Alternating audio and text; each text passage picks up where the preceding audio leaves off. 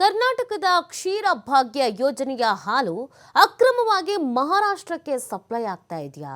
ಅಕ್ರಮ ಸಾಗಾಟಕ್ಕೆ ಯತ್ನಿಸಿದ ಆರೋಪಿ ಹೆಡೆಮುರಿ ಕಟ್ಟಿದ್ದಾರೆ ಪೊಲೀಸರು.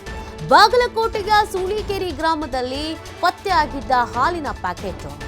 ಬಾಗಲಕೋಟೆ ಸಿಗೆಎನ್ ಪೊಲೀಸರಿಂದ ಆರೋಪಿ ಸಿದ್ದಪ್ಪ ಎಂಬಾತನನ್ನ ಬಂಧಿಸಲಾಗಿದೆ.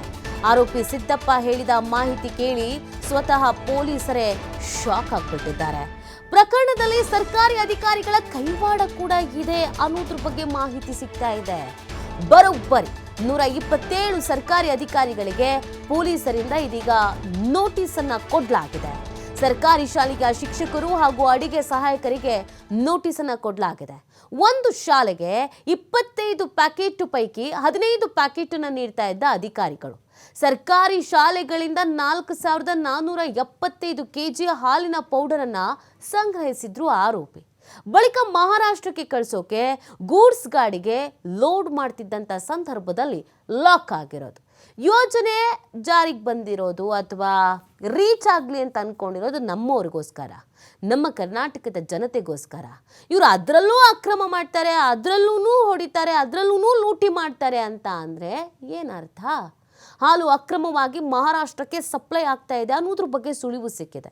ಇದನ್ನ ತನಿಖೆ ಮಾಡ್ಕೊಂಡು ಹೋದಂತ ಪೊಲೀಸರಿಗೆ ಶಾಕ್ ಆಗ್ಬಿಟ್ಟಿದೆ.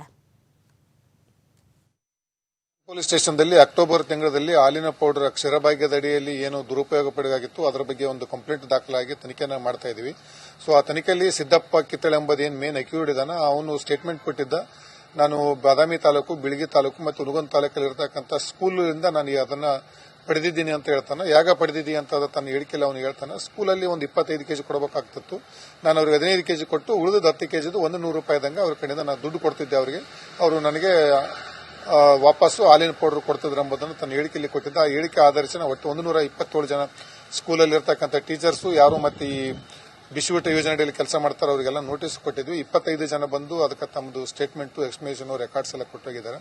ಆ ರೆಕಾರ್ಡ್ಸ್ನೆಲ್ಲ ನಾವು ಪರಿಶೀಲನೆ ಮಾಡ್ತಾ ಇದೀವಿ. ಮತ್ತೆ ಇದನ್ನ ಒಂದು ಸುಸಜ್ಜಿತವಾಗಿ ಒಂದು ಎಲ್ಲರೂ ಪ್ಲಾನ್ ಮಾಡಿಕೊಂಡು ಇರತಕ್ಕಂಥದ್ದು ಕಂಡು ಬರುತ್ತೆ. ಸೊ